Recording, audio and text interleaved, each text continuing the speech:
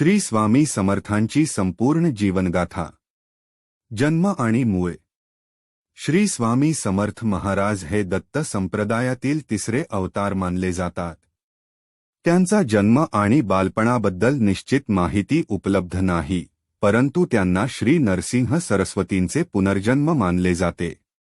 त्यांनी भारतभर भ्रमण केले आणि अखेरीस 1858 साली अक्कलकोट येथे स्थायिक झाले, जिथे त्यांनी 22 वर्षे वास्तव्य केले.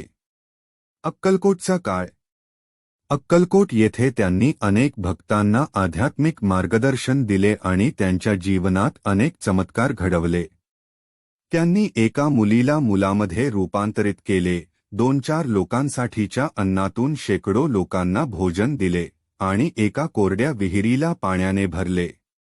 त्यांनी आपल्या भक्तांना संकटांमधून मार्गदर्शन केले आणि त्यांना आध्यात्मिक उन्नतीचा मार्ग दाखवला. समाधी.